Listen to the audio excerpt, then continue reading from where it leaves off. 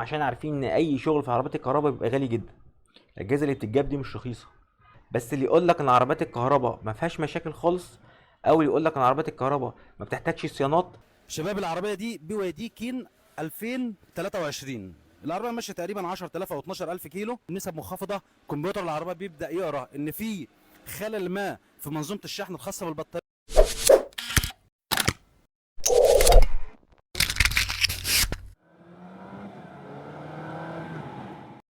ازيكم يا جماعه؟ عاملين ايه؟ سؤال هسأله لكم بسرعه، يا ترى احنا في مصر هنا جاهزين لعربيات الكهرباء ولا لسه؟ طب يا ترى العربيات الكهرباء بقت اعتماديه ولا لسه؟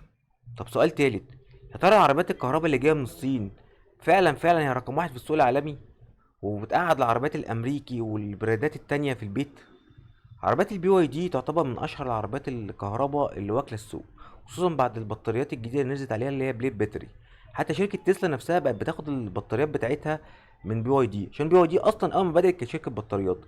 بس التكنولوجيا بتاعت بي واي دي في البطاريات معقده شويه، وفي نفس الوقت عايزه تكنولوجيا عاليه جدا في اصلاحها.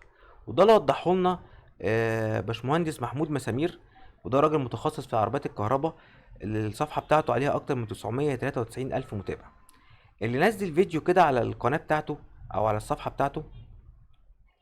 الفيديو ده انا خدت بالي منه بعين الواحد اللي عايز يبص على الحقيقه. الفيديو بيقول ايه؟ تعال نتفرج على الفيديو مع بعض. شفتوني امبارح كده، ما غيرتش هدومي الى الان، بقالي يومين والله العظيم ما بنام. الحمد لله على كل شيء. بي واي دي ومشاكل بي واي دي، الناس كلها كانت بتقول لك محمود مسامير بيكره البي واي دي، محمود مسامير بيخوف الناس من البي واي دي. بس انا راجل كنت بتكلم من منطلق صحيح، خايف على مصلحة الناس، وكنت بحذر من تفريغ البطارية ده على الطريق اثناء السير، ده غلط. ودي حالة من ضمن الحالات اللي جات لنا. الجديد في الموضوع والمفرح في الموضوع ان احنا في مركز عويجة بفضل الله، وبقولها ملخص الكلام، هو الراجل ده اشتكى كذا مرة من بطارية بليد باتري، ان ما ينفعش البطارية في مدار السير الطويل او من السفر او كده ان البطارية تفضى معاك خالص وتخش في الاحتياطي، عشان خاطر ده بيعمل مشكلة في البطارية نفسها. تعال نكمل. شباب، العربيه دي بي واي دي كين 2023. العربيه ماشيه تقريبا 10000 او 12000 كيلو. لو بصيتوا ده فحص البطاريه على جهاز متخصص جدا في فحص البطاريات، بيت باتري جبناه من بره. ده فحص البطاريه، لو بصيت هتلاقي كده مفيش اي فرق بين الجزء الاولاني من الشرايح اللي على البطاريه. البطاريه دي كان فيها ست خلايا، ست شرايح فيهم مشاكل، تم علاج اربعه بسهوله. وكان عندنا الاكثر خطوره كانوا اخر اتنين هنا دول في الكشف من فوق، اخر شريحتين دول كان عليهم مشاكل كبيره جدا. لو بصيت هتلاقي الفرق، تلاقينا 3.293. لو بصيت هنا هتلاقي 900 فولت، هتلاقي هنا فاصلة 1. خلاصة الكلام ان البطاريات دي عملت مشكلة كبيرة قوي وهي شغالة، والبطاريات نفسها الجهد بتاعها بقى قليل قوي. في بطاريات من وسط البطاريات عملت مشكلة في العربية بسبب التفريغ. تعال نكمل ونشوف هيقول ايه. 4 ضعاف جدا، فيما يعني خلينا اقول لك ميتين. تمام. جبنا الجهاز ده بقى من بره، وبعض الاجهزه الاخرى المتخصصه في فحص البطاريات واعاده ضبط الجهد على الشرايح الموجوده فيها. وخليني اقول لكم وصلنا لنتائج مبهره جدا جدا جدا جدا طبعا على الجهاز هنا. وهيتم علاج البطاريه وحل مشكلتها، وترجع تشتغل على العربيه البي واي دي تاني. والنهارده فخور وانا بقول للناس معاك بي واي دي ما تخافش. حل مشكله البطاريه الخاصه بيها بقى موجود عندنا دلوقتي في مركز عويجه، المركز المتخصص في صيانه السيارات الكهربائيه. المشكلة لو خدنا بالنا من الفيديو وهو شغال ان بيتكلم ان العربية كلها على بعض ماشية 10 او 12 الف كيلو، والعربية بتديك رسالة وبتديك ايرور ان لازم تقف على جنب وبتاع، ولازم تشوف عندك مشكلة في البطارية وكده كده عشان سافرت بيها مشوار طويل والبطارية الشحن بتاعها منك فضي شوية ودخل في الاحتياطي، فلما شحنتها حصلت معاك مشكلة في البطارية. خلينا نكمل نشوف ايه اللي حصل. برضه عشان الناس اللي عندها خلفيه بالموضوع، الموضوع ده انا اتكلمت فيه اكتر من مره. بص يا شباب، البطاريه دي لما بتصفرها على الطريق وانت ماشي وبترجع تشحن البطاريه، لما بتصفرها بتمشي على الاحتياط وتفضيه، بتيجي ترجع تشحن البطاريه، البي ام اس بتاع البطاريه ما بيقدرش يوزع الكهرباء بشكل متساوي على الخلايا.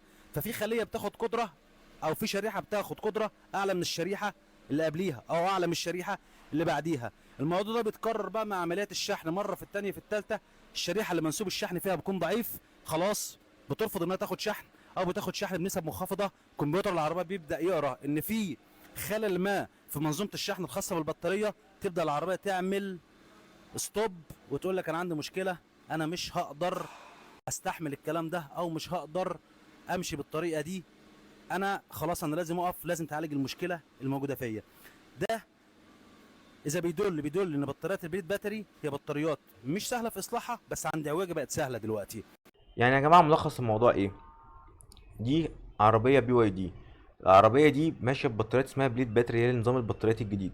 نظام البطاريات ده امان وكل حاجة، بس في مشكلة بسيطة، ان انت لما بتفرغ شحن البطارية خالص عشان تيجي تشحن البطارية تاني مرتين تلاتة، بيبدأ خلايا او حاجات جوه البطارية نفسها ترفض تاخد شحن. فوانت ماشي تبدأ تسمع ايرور، وتبدأ تشوف مشاكل، وتبدأ العربية تقولك انا رفضت شحن وبتاع وعايز اروح الصيانة. البطارية دي عاملة 10000 كيلو، وفي نفس الوقت انت برضو المدى بتاع العربيات الكهرباء احنا بنتكلم في 400 500 كيلو. يعني انت رايح سفرية رايح بتاع معرض ان العربية تفضى معاك شحن. فمش الحل ان العربية لما تفضى معايا شحن ان انا او اضطر اخش في موقف زي ده، ان يحصل لي عندي مشكلة في خلايا البطاريات. خلايا البطاريات او البطاريات عامة هي اغلى جزء في العربية، وصيانته غاليه جدا ومكلفه جدا. حتى في ناس هنا في الكومنتات عماله تقول يا ريت تبعت لنا الفاتوره، التصليح اتكلف كام، عشان عارفين ان اي شغل في عربيات الكهرباء بيبقى غالي جدا. الاجهزه اللي بتتجاب دي مش رخيصه. فاللي بيدور على ان يجيب عربيه كهرباء عشان يوفر، العربيه الكهرباء بتوفر، بس انت بتتكلم مثلا ان الكاوتش بتاع العربيه الكهرباء اللي الناس متعرفوش ده كاوتش مخصوص عشان يتحمل اوزان عاليه جدا. العربيه بتاعت العربيه الكهرباء وزنها تقريبا بيخش في 2 طن. فالكاوتش ده ما ينفعش تجيب جونت 16 او 18 نفس اللي هيركب في عربيه وزنها طن و100. فده فردة الكاوتش الواحده ممكن تمنها يوصل ل 18 و19 و20 الف جنيه. يعني اربع فرد كاوتش لو هتغير فرد الكاوتش بتتكلم في 80 الف جنيه. وخصوصا العربيه دي بتستهلك كاوتش بسرعه بسبب الوزن، غير البطاريه، غير الصيانات بتاعتها بيبقى فيها تريكات كده معينه ساعات ممكن تبقى مقرفه شويه. فمع الوقت التكنولوجيا بتتطور بسرعه جدا، والعربيات الكهرباء بيبقى سهل اصلاحها. بس اللي يقول لك ان العربيات الكهرباء ما فيهاش مشاكل خالص، او اللي يقول لك ان عربيات الكهرباء ما بتحتاجش صيانات، او صيانتها سهله او مش مكلفه، او العربيات الكهرباء انا وفرت، شوف وفرت زيت كام، شوف وفرت بنزين كام. لا، في حاجات كده مستخبيه في عربيات الكهرباء بتصرف كتير جدا. ده كان كل حاجه النهارده، يا رب اكون قدرت افيدكم. كان معاكم مؤمن سيد، اشوفكم الفيديو الجاي، سلام.